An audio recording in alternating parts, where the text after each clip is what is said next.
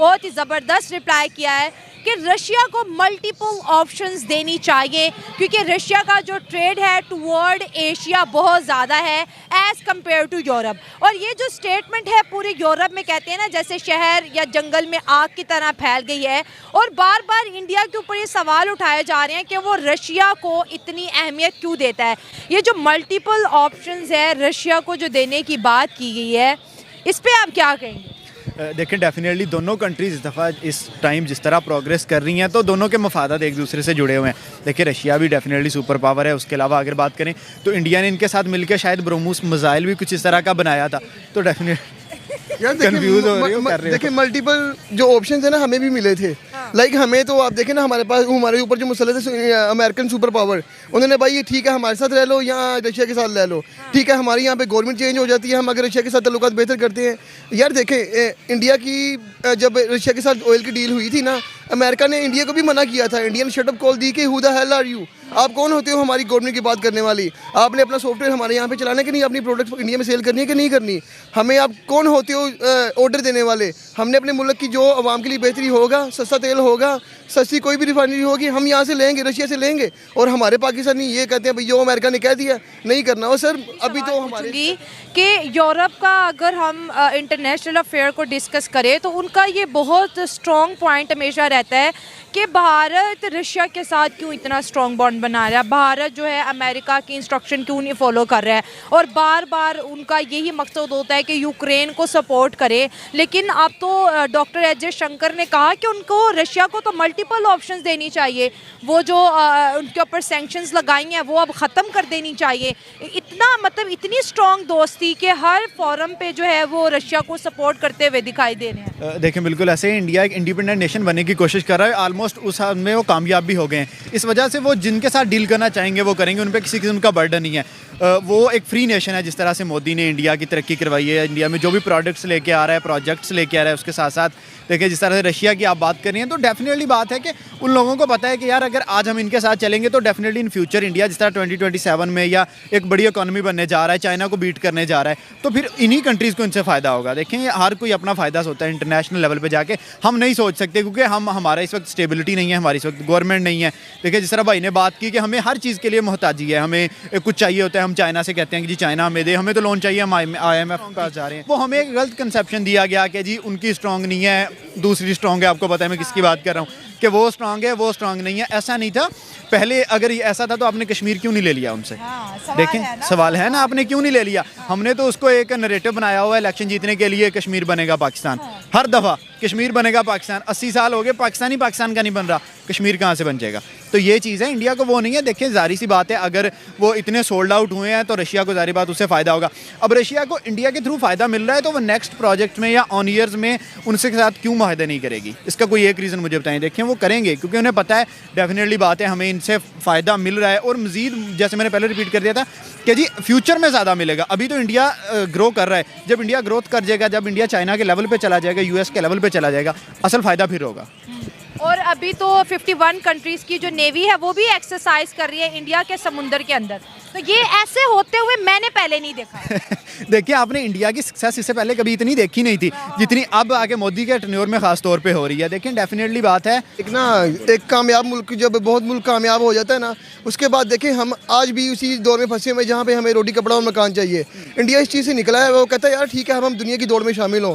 वो अपनी आर्मी को स्ट्रॉन्ग कर रहा है, वो अपनी एजुकेशन को स्ट्रॉन्ग कर रहा है, वो चांद पे चले गए हैं, उनकी अपनी गाड़ियाँ बन रही हैं, वो अपनी दुनिया की सबसे कहते हैं कि इलेक्ट्रिक रोड भी शायद बन रहा है, उनके पास इलेक्ट्रिक गाड़ियाँ आ गई हैं। हम किस चीज़ में फंसे हुए हैं? आज हम जिस जगह पे खड़े हुए हैं, अगर आप कैमरा दिखा सकते हैं, हम एक कचरे के ढेर के ऊपर खड़े हुए हैं। ये लाहौर की सबसे बड़ी मार्केट है जहाँ पे हम आवाम खाना खाने आती है, तो कौन हमें पूछेगा? लाइक हम आवाम चाहते हैं, देखें हम पाकिस्तान के कोई दुश्मन नहीं है, हम आवाम चाहते हैं कि पाकिस्तान भाई दुनिया की सबसे स्ट्रॉन्ग इकोनॉमी बने, दुनिया के सारे उनके मुंह पे थप्पड़ मारे जो पाकिस्तान के ऊपर तनकीद करते हैं। पर कौन करेगा? हम तो करने के लिए तैयार है। जब हम अपनी महंगाई के लिए निकलते हैं हमारा मुंह दबा दिया जाता है, हम अपने हक के लिए बोलते हैं हमें घर से उठाया जाता है। तो ये कुछ ऐसी चीज़ें हैं जिनकी वजह से ना हम हर बंदा फेडअप हो गया हुआ है। अभी रिसेंटली ही मेरे 4-5 कज़न मुल्क छोड़ के जा रहे हैं, सऊदीया शिफ्ट होने जा रहे हैं अपनी फैमिली के साथ, तो उम्मीद है कि शायद 1-1.5 साल के अंदर मैं भी चला जाऊँ।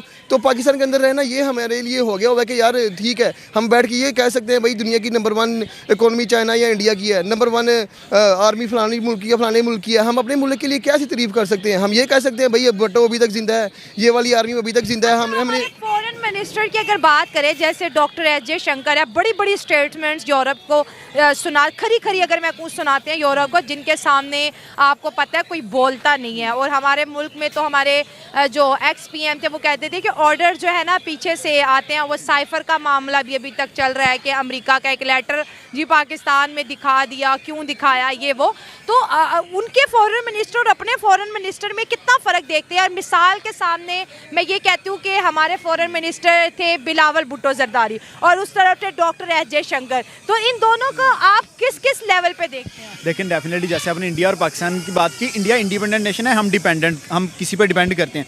हम डिपेंड करें, हम बयान नहीं दे सकते। हम बयान देंगे, पीछे US वाले कहेंगे जी पापा जी हमें बोल देंगे कि ये बयान नहीं देना था, फिर बेटा किधर जाएगा। देखिए इंडिया को ये सीन नहीं है, इंडिया को पता है पापा भी अपना है, बेटा भी अपना है। हमारे आपने बात की बिलावल भुट्टो है, अब वो बंदे में ना कोई क्रेडिबिलिटी है ना उसमें कुछ है, तो वो क्या बयान देगा जाके? उसका बयान भी एक मजाक है, एक सरकज़म बन जाता है। देखें जब अगर आप बात करें जयशंकर की, तो वो डेफिनेटली पता चलता है कि यार किसी कंट्री को कोई बंदा रिप्रेजेंट कर रहा है। आपका एक प्राइम मिनिस्टर था जो इंटरनेशनल लेवल पर रिप्रेजेंट करता था, तब पाकिस्तान की आप देखते हैं कि पाकिस्तान ग्रेजुअली कितना ज़्यादा ऊपर जा रहा था, लेकिन लाइमलाइट में आ रहा था। देखें बड़ी बड़ी आपने कहा रशिया हमसे डील्स करना चाह रहा था कि यार उस बंदे के आते हुए पाकिस्तान में इन्वेस्टमेंट आ रही थी।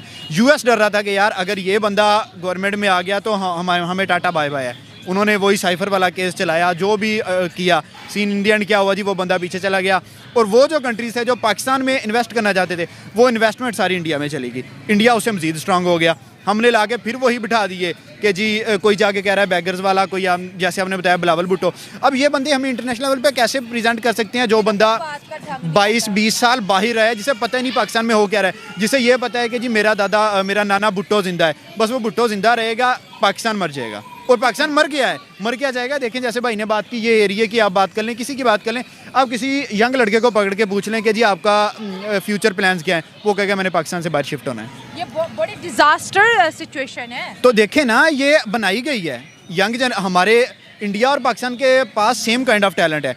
अब इंडिया का टैलेंट क्यों सामने आ रहा है कि उनको पेट का मसला नहीं, हमारे लोगों का टैलेंट क्यों नहीं आ रहा? उनको पता होगा पहले यार रोटी खाएंगे तो आइडियाज आएंगे ना। कितने बच्चे स्किप कर चुके हैं, तो डेफिनेटली बात है चाइना के अंडर जाना मजबूरी है ना यार। देखिए चाइना को पाकिस्तान से ये मुफाद है, जो तो कलाक्रम हाईवे है, चाइना के जितना भी अपना माल को इंपोर्ट एक्सपोर्ट करना होता है ना, पाकिस्तान के रोड यूज़ करता है। उसने रोड भी खुद बनाए हुए हैं। तो हम कहते हैं भी चाइना हमारा दोस्त है, कहाँ दोस्त है? वो हमारे रोड यूज़ कर रहा है, हमें टैक्स भी बहुत कम देता है, हमें ही लोन देके हमें तो पता रहता है कि हमारा लोन वापस करो, और हम कहते हैं चाइना हमारा दोस्त है।